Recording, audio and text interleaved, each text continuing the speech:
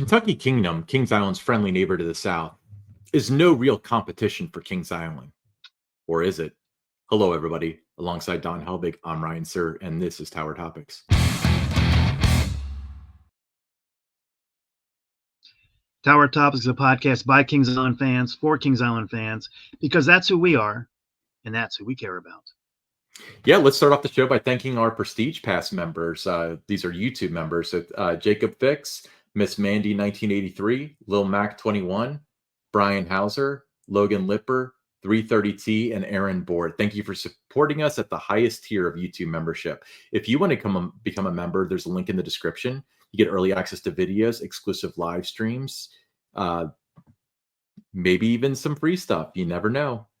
Check out the description. You can find out more.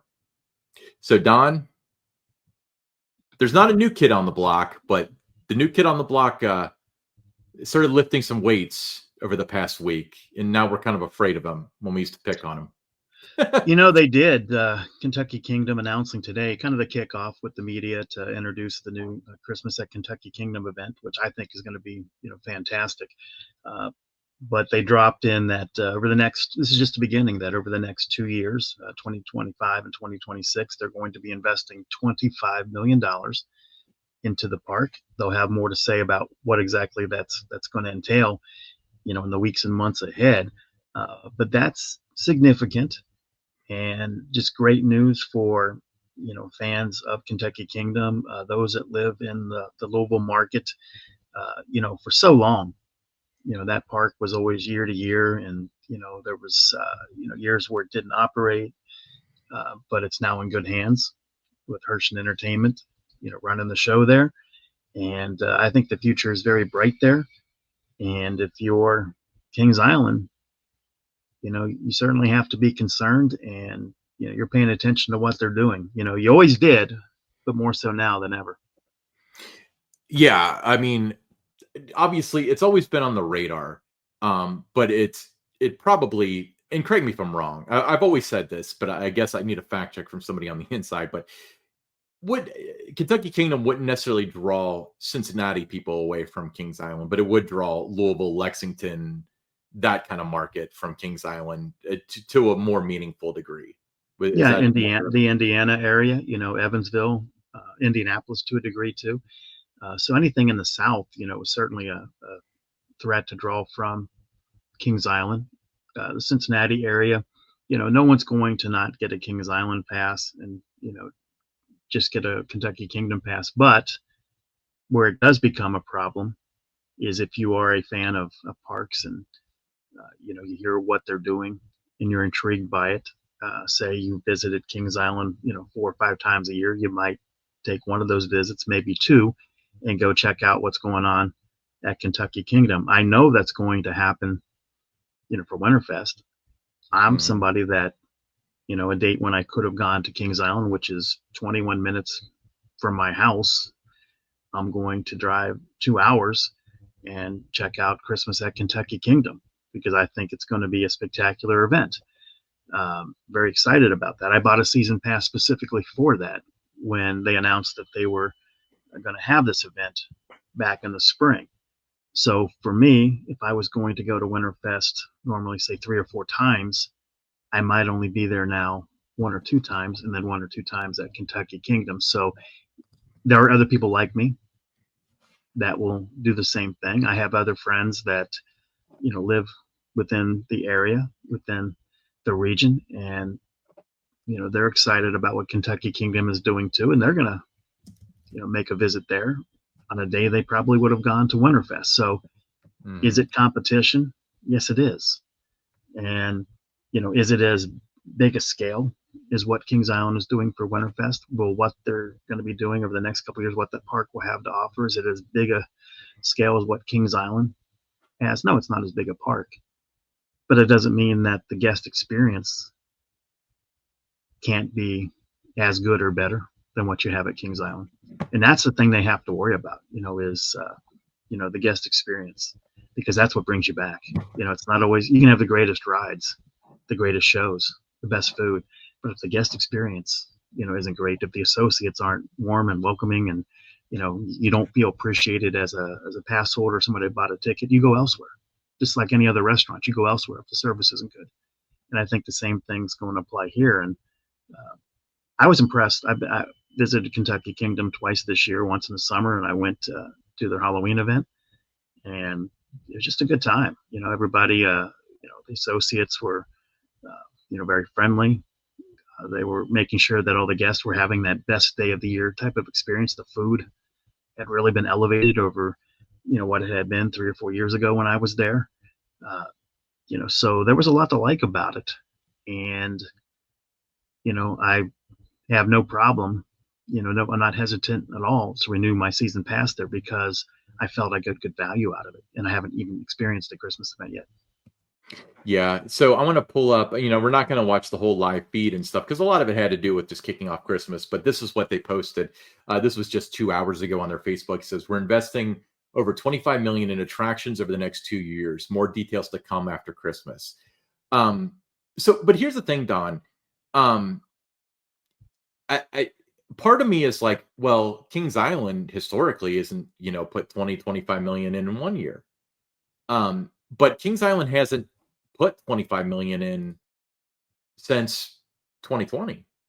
21 through probably including 25 is not a totaled out to 25 million in actual hardware.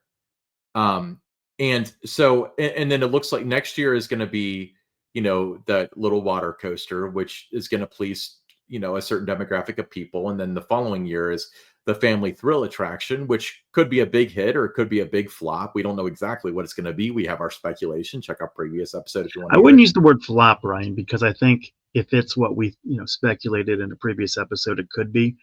I wouldn't use the word flop. I would use the word maybe disappointment, that it wasn't as big, record-breaking, thrilling as some thought, but it'll still be a good addition to the park. Well, the reason why I say flop, to clarify, I'm not speaking about directly about that Zamperla family coaster. I'm saying that since we don't know what it is, there's always the possibility that this family thrill could be something that's just really bad and it has nothing to do with anything anyone speculated. So I'm not saying that, it's either going to be the family thrill coaster that we think it is, which will flop, or it's going to be something good that we don't think it is. That's not what I'm getting at.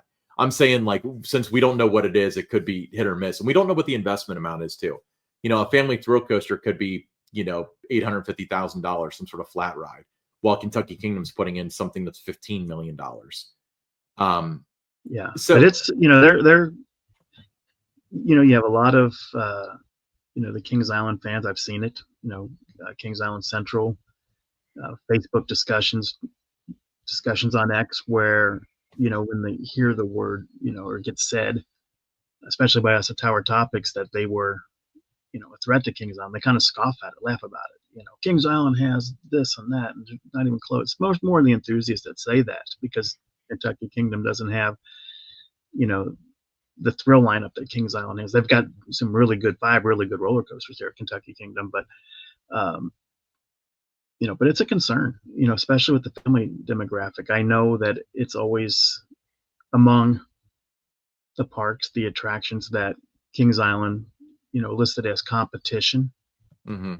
annual things that they would do, when they're trying to, survey the land and the market and, who's our competition, who are we up against, what do we got to do, how do we get into those markets? Kentucky Kingdom's always on that list.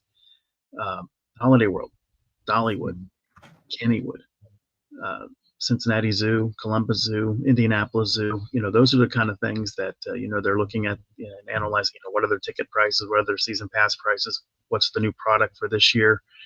But I think the last couple years, especially with the Hershon, family entertainment running the park there, that it's getting more of their attention. And then you see the Christmas event is announced in the spring. That certainly got Kings Island's attention. And now you see $25 million being invested over the next couple of years, even greater attention. So, if you're a Kings Island fan, don't scoff at it and just say, no way, they're not competition. It is. It's not going to close the doors at Kings Island. It's not going to make that kind of thing happen. But it does impact things.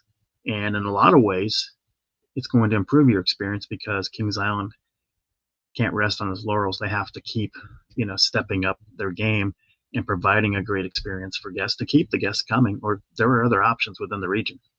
Yeah, and that's the one thing that keeps kind of my head up right now because we talk a lot about budget cuts, the possibility of a cut down calendar, this the ride additions and stuff that are incredibly pedestrian.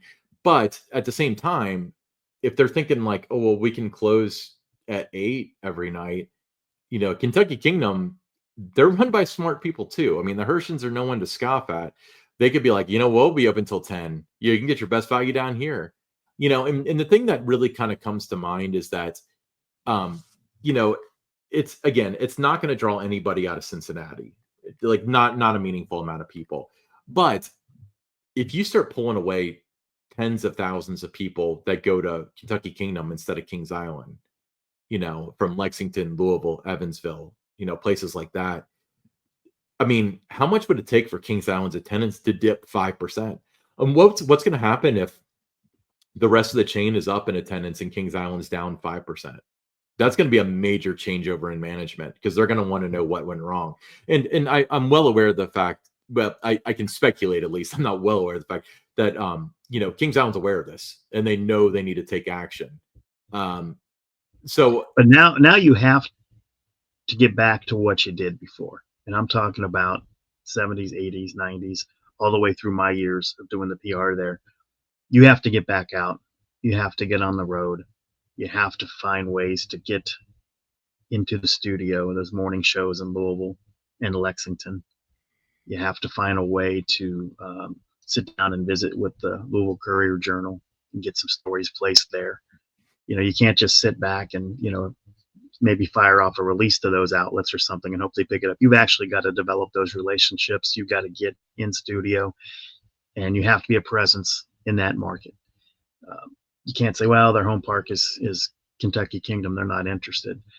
That's you get into these different places by letting the producers and everybody at the stations know why it does matter.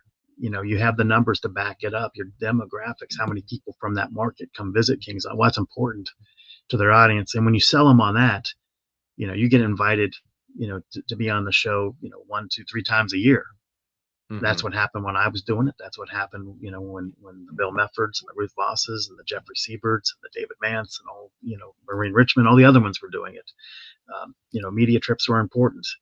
And even the years Tim Fisher was general manager of Kings Island, he was very supportive of doing those types of things. So he's still right there with Six Flags, number 2, and that's something that he would fully endorse is doing those trips. So you can't just sit in comfort in your office. You got to get out. You got to hit the road, and you have to start creating awareness. In the markets that Kentucky Kingdom hits, are you're going to let them take over that market. Do you think that this will have, in the long run, effects on ride additions and entertainment options and food options and the things that really matter materially to the guests? Yeah, I think you do. I think you have to, especially like, the culinary experience. It's getting very good at Kentucky Kingdom. It's going to keep getting better. Dollywood is always in the running. If they don't win, they're number 2 for best food, every year in all these, industry polls, the Golden Ticket Awards.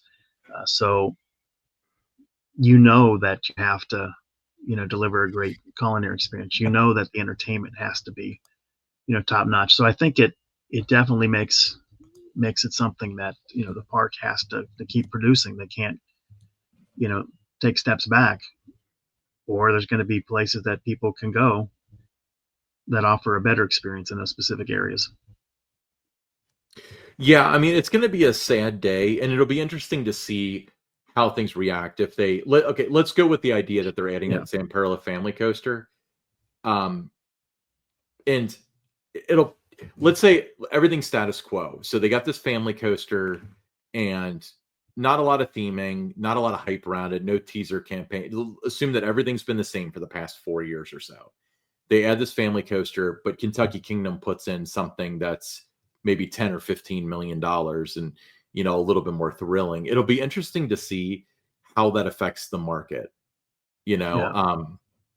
because I mean, you know better than anybody that, if a park puts in capital, the expectation is to perform. So, regardless of the fact that this isn't as much capital as some of the other parks are getting, this is a coaster, and there are certain expectations with it. It's going to head with Kentucky Kingdom, that may be putting in something. I mean, Kentucky Kingdom also could be doing festivals like that. By the way, they didn't mention entertainment and things of that sort, which is something that's sorely needed there too. By the way, but like it'll be interesting to see like if Kentucky Kingdom puts in something that's like, yeah, let's say it's like Storm Chaser, where it's a little bit more thrilling, but it's not Top Thrill Dragster. How that's going to affect the Louisville market, because I've got a feeling that the people that travel from Louisville to Kings Island are probably more in the coaster enthusiast genre than otherwise. Because if you got little kids, That and special events. right, right, but if you got little kids, you're not taking them 2 hours to Kings Island. You're going to go to your local park because it's easier. At least that's my theory. Yeah. Well, one of the other things, Ryan, the hardware is one thing that the parks might put in, but more important than the hardware are the touch points, and that starts with, the associates, what the guest experience is like. So from the time that you come into the parking lot, the first encounters that you have, the turnstiles, the culinary experience, just interaction with the different associates you encounter on the streets, the ride operators, are they into their job?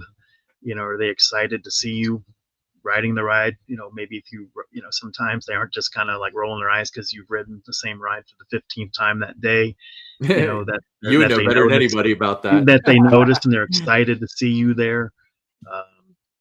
That they're just welcoming you leave at night, and there's people, saying thanks for coming in a genuine sort of way. The little touches like that, those touch points. In the overall scheme of things, that's more important than the hardware for the majority of your guests. Now, the enthusiasts, they just don't care. They just want to get their rides in, right? A lot of them, Right. all about the rides. Um, we're not talking about every enthusiast, but the majority, there's a lot of them that, it's all about the coasters. If you don't have a great coaster lineup, they don't want to come to your park, and that's just the way it's always been. But for a lot of the families, a lot of the couples and that, those little touch points matter. And I think that's one of the things that I was very impressed with at Kentucky Kingdom when I visited the 2 times that I have so far this year. And it reminded me of Dollywood in a lot of ways. Reminded me of Holiday World in a lot of ways. So, they're coming. I just have this like vision of like a bunch of Kentucky Kingdom employees like wielding swords running over the hill towards Kings Island. Now, I do want to clarify one thing, because I think I it's great though. Competition though, I don't care what it is. It's sports, it's, um, you know, whatever it is, restaurants. Competition brings out the best in everybody, and the winner yeah, in competition is always, the consumer. I thought it was the children. No, so but that's the thing though. Like honestly, I was kind of dreary about the future of Kings Island. Just like looking at it, and it's like it's been kind of disappointing.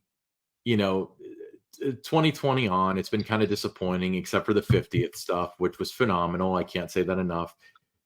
And it doesn't Incredible look. was 2022, wasn't it? 2022 was my favorite year ever at the park. So let's stricken that from the record. That was the best year ever at the park. They should just do that every year. That was a year I wish I was a guest, Ryan. I mean, I worked there that year, but I wish I was a guest because there was so much to see, so much to do for the guest. It was just so well done that year. It's funny too. It's like like with fun fireworks in 50. I always had one of those things like, before I got involved with like KI Central, which was 2002 is when I went on their staff. I didn't really care about the park, and it's like I just hear through hearsay like, oh, they're adding a drop ride or whatever, and it's like I wouldn't know when the announcement is, or whatever.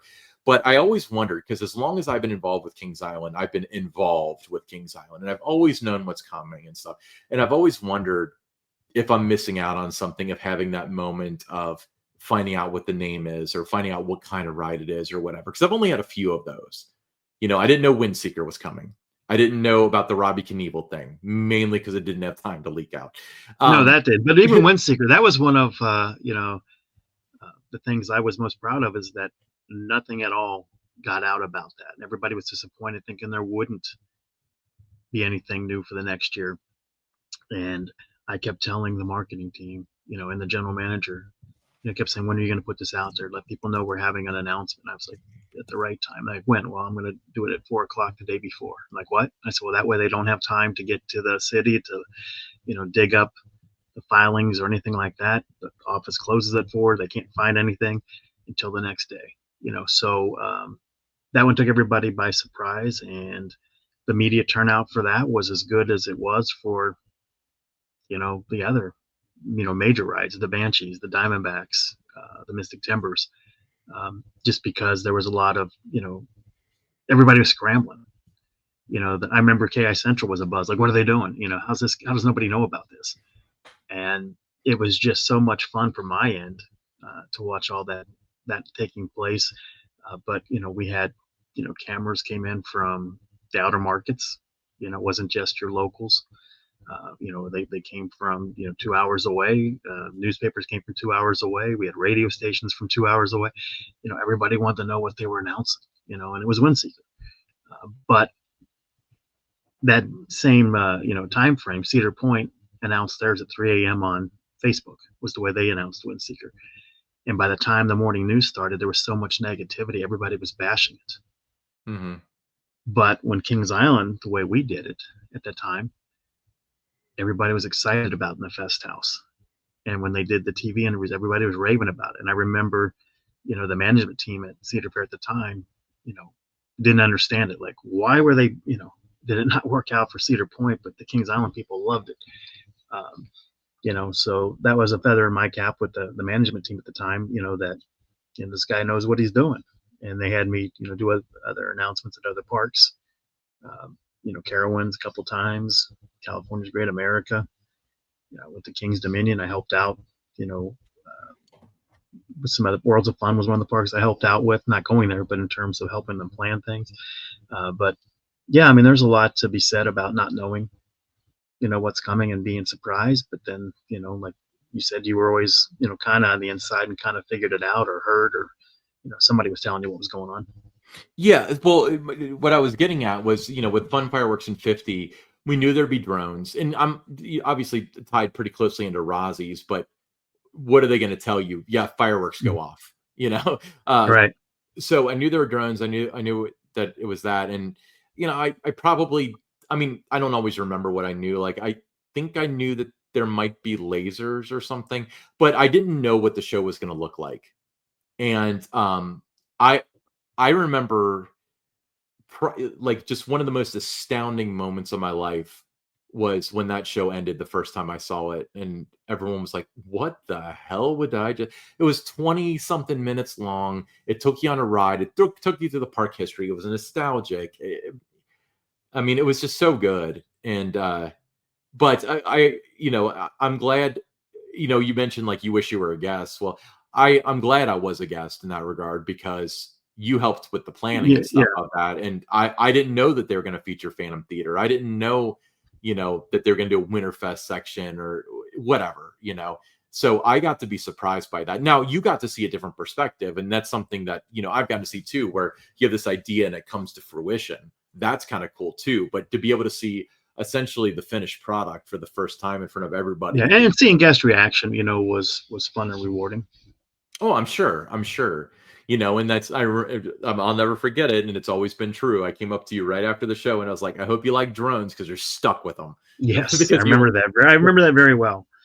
so the park will never be able to not do and if ever there is a year to cut them, it's going to be next year. But that's why we kind of think like the 9 o'clock thing might be a reason not to do fireworks some nights. But the blowback will be horrendous if they go back to just doing fireworks, or they don't do fireworks or something. That's been a tradition since before Kings Island. It dated back to Coney Island. And, there was, I think Paramount cut him down to only being in the month of July, and people weren't really happy about that either. So they've always come back, and the rule has always been anytime the park closes at 10 o'clock or later, there's fireworks at 10. Yeah. Well, the other thing about it, once you stop doing it nightly, and then if you try to bring it back, then the neighbors, have a valid, the ones that complain about it now, Mhm. they have a complaint later on that, you stop doing it. Now you're bringing it back. And now you open that can of worms too, if you move away from it. Oh yeah, yeah. They'll save a few. And granted, like eh, their deal with Razi's is extraordinarily lucrative. They're not saving or they're not spending a ton of money on these fireworks every night. I don't know how much the drones are. They're probably not that bad because they use them for 100 nights. But if they do it at 9, if they start closing at 9 to not do fireworks, the benefit to them is going to be that they save an hour of labor. The icing on the cake is going to be they don't have to pay for fireworks. And it's going to be kind of the end of an era, and it'll so those Yeah. who are in management now at Kings Island can know that that was a huge tradition at Kings Island, and everybody enjoyed it, and they knew that the fireworks were at 10 and it ended under you. So if you're thinking Yeah. about doing that, Traditions matter to people, especially in the greater Cincinnati area. yeah, very much so. But um yeah, but again, we're talking about the competition now. And that's the one thing and I'm glad we brought up this thing. It's a tirade, it had nothing to do with Kentucky Kingdom necessarily, but that's what has been going through my mind over the past several weeks. Ever since well, not several weeks, more like a couple days because I assumed that we were going to get some sort of like thrill ride in the vortex spot. It's going to probably be a family thrill coaster. And then I look back at the additions, and everything has been the smallest, the shortest, the whateverest, like the most pedestrian possible version of what they're adding. It's Hmm. usually like there's two options and they choose the disappointing one, you know. But this is like when I watched this announcement, I did watch it live for Kentucky Kingdom at $25 million over 2 years. That puts a spark of hope in me that it might light a fire under the butt of Kings Island, where they're like, you know what, we have to do the right thing. We have to invest in this park. We have to do right by our guests because they're growing that park down there, and they're willing to commit capital, and they have the money to do it. So unless we want to start taking dips in attendance out of the South, then guess what we need to do? Yeah, it's going to have to be a priority for Six Flags to keep investing heavily into Kings Island. Yeah, and we'll see about that. Um, yeah, that it's very interesting, and we'll have to see how it unpacks, especially over the next 2 years, but really over the next 20, hopefully.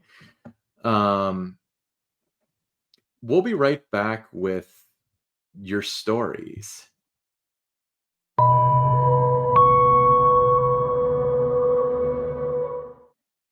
All right.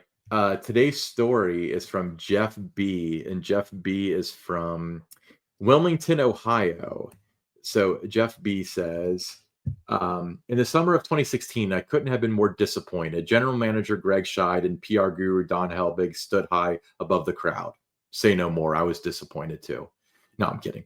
And announced the big new addition for 2017 would be Mystic Timbers, a wooden coaster. That wasn't what I was hoping for. It was too short, not fast enough. And where was the Giga Coaster?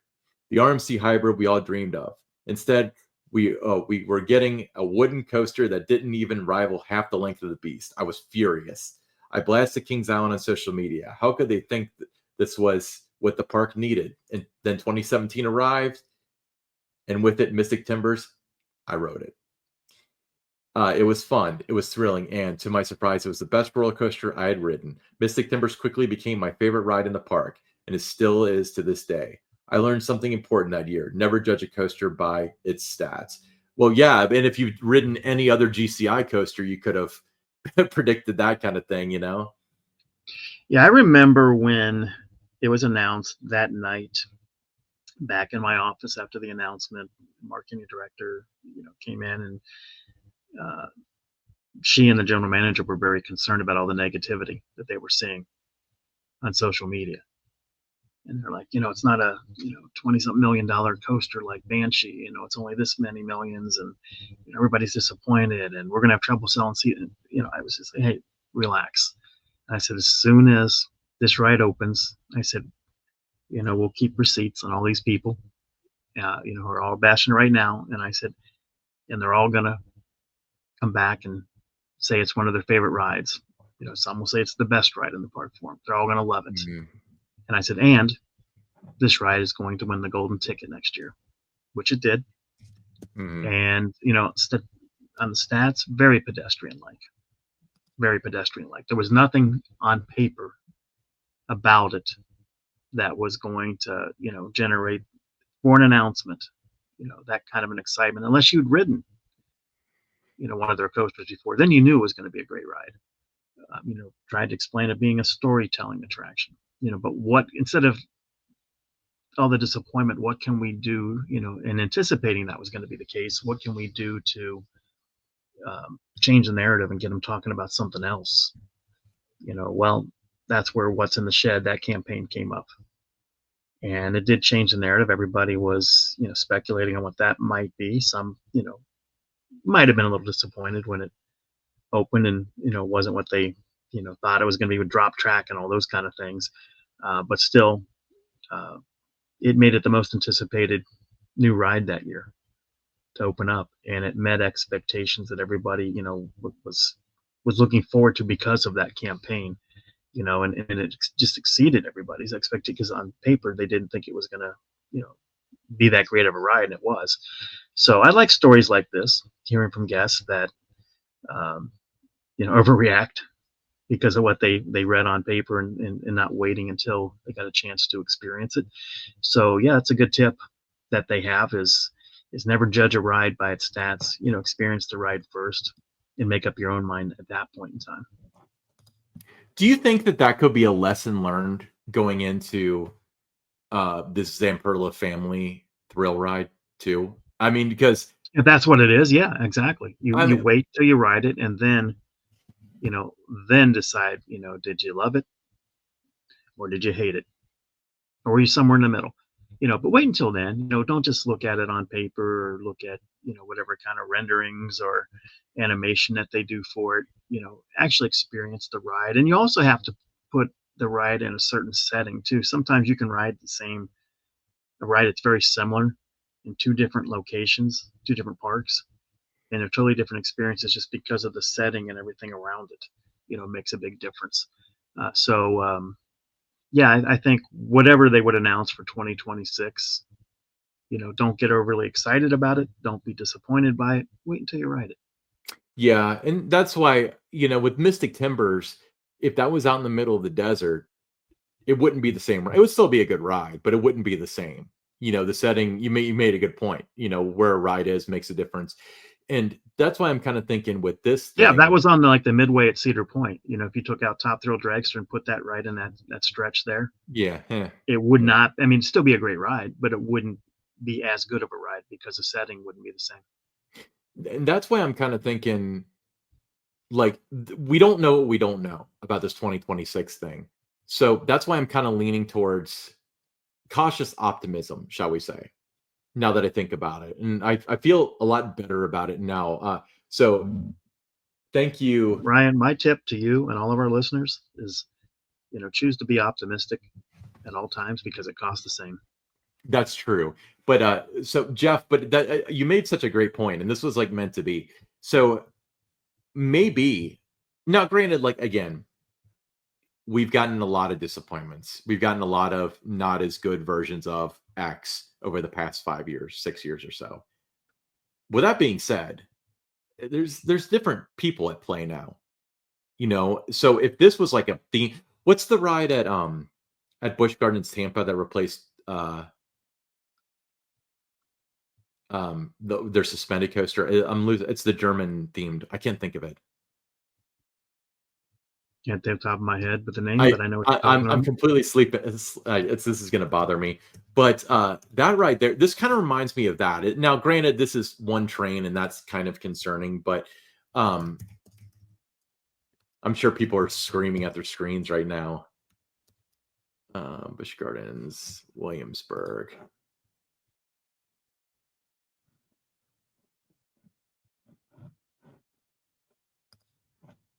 Verbolten.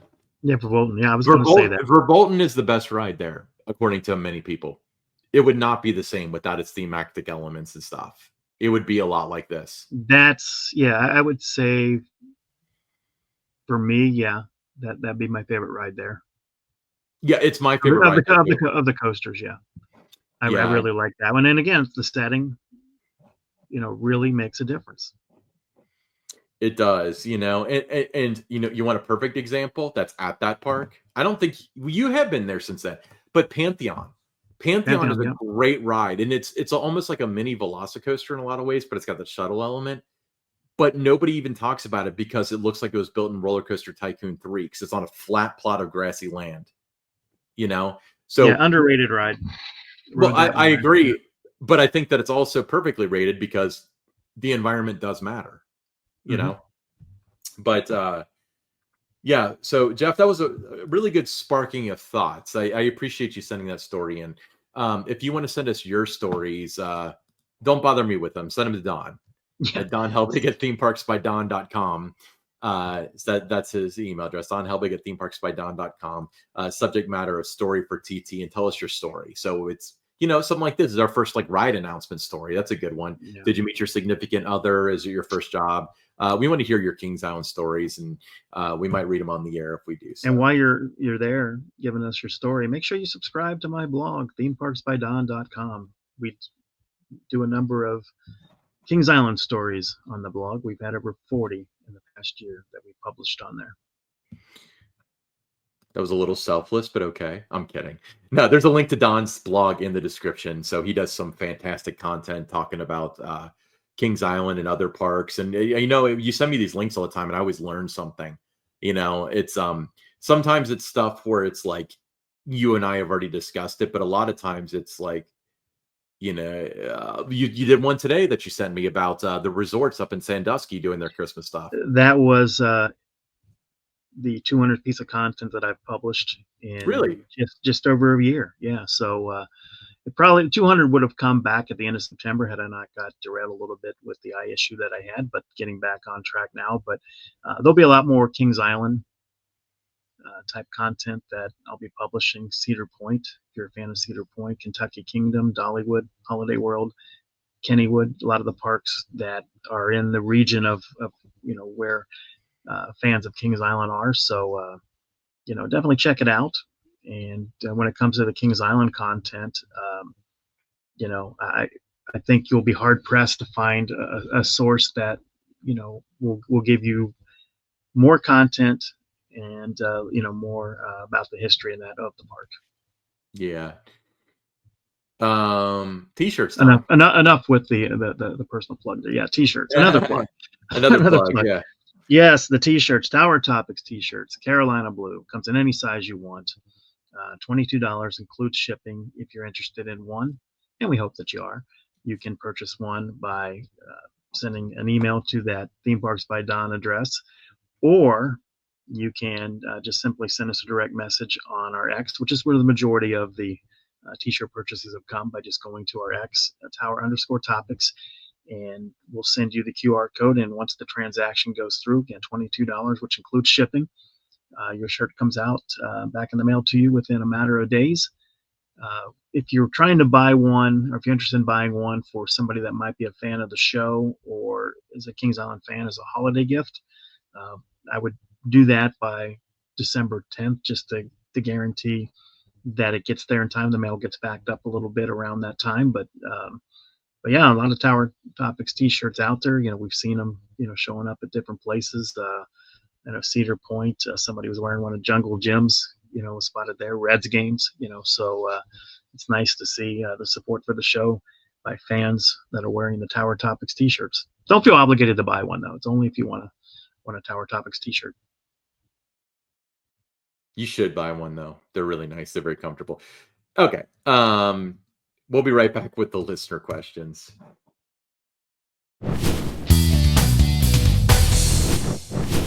All right, first listener questions coming from Lily.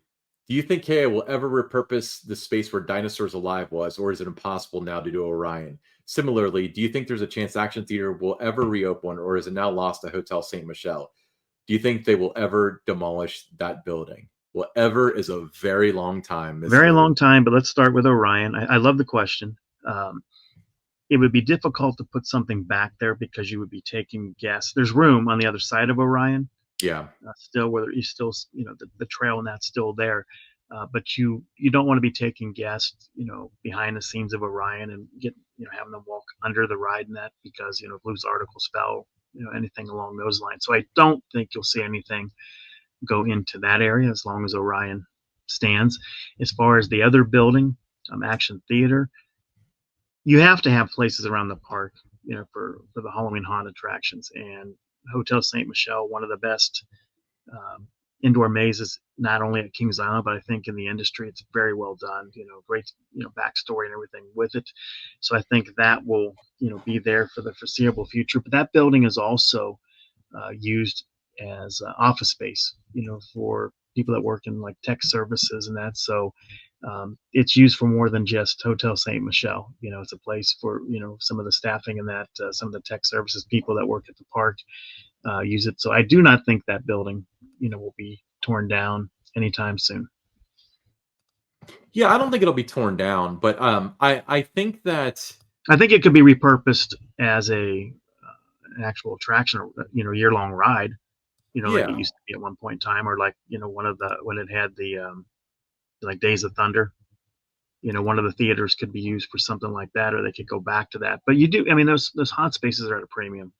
So as long as you want to have indoor mazes, I mean, everyone's always talking about like get rid of Killmark, get rid of, the Crypt building, tear that down. Where are you going to have the indoor mazes? You have to have places to put them. And I think Hotel St. Michelle, it's out of the way. It's not an eyesore during the summer, so I think it works for what it's, being used for these days. Yeah. Now, with that being said, there is two sides to it. And I think that that would be a fantastic opportunity for a Winterfest attraction. I'm sure iWorks makes something. So I could see that in the future, because don't you think that it would be great to have another indoor attraction that has the heating element and stuff like that, where they I can have do. like a sledding ride or something like that? I just think that it makes a lot of sense to have it open.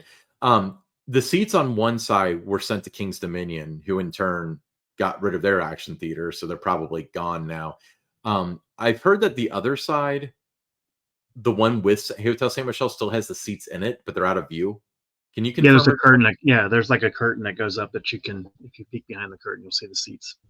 Yeah. So, but the seats are probably not good anymore. They would have to be updated. So this would be. It wouldn't be one of those things where they clean out Hotel St. Michelle, they put in a new movie and they're ready to go. There'd be a lot of work that goes into it, but I would say the possibilities there. I don't think that they're going to tear it down necessarily. No, the building will stay No. there, but I think, at least for the foreseeable future, next 6, 7 years, I think it'll still be used for Hotel St. Michelle. Yeah, absolutely. So thank you for the question, Lily. Next question from Liz R. Is the continual budget cut stripping the method you think post-merger Six Flags will continue to implement? Or do you think there's any interest in the future of spending to make money? Also, what do you think the post-merger management hires slash appointee? What do we think of the post-merger hires slash appointees thus far? Well, I haven't seen a big management change there necessarily, though. I mean, I think No, a no, lot of it's it's just coming. there's been some like it's like shuffling the chairs on the deck of the Titanic a little bit, uh, Yeah, with some people, a lot of the same faces, maybe in a little bit different roles. Uh, some of the brand team managers, got moved around a little bit.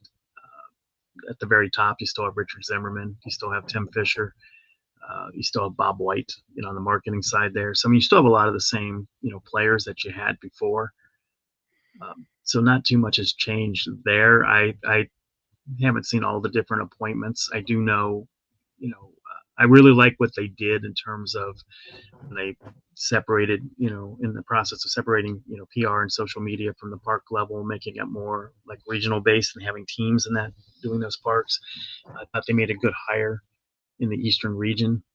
Kristen Fitzgerald was brought in to be the director of public relations for that region.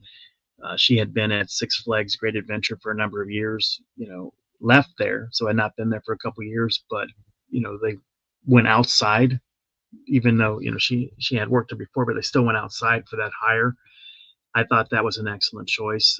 She was one of the best, I thought, from my perspective, in the industry, what I was able to observe, and just different times that I had, had interaction with her at different American coaster enthusiast off-season events.